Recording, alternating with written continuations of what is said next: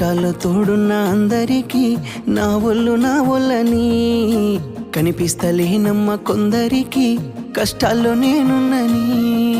నా ఒళ్ళు నీ ఒళ్ళు ఏమున్నది అన్ని కాగితాల బంధాలు, అవి కాగితాలే జీవితాలనుకొని అయినోళ్ళనే వదులుకుంటారయ్యా.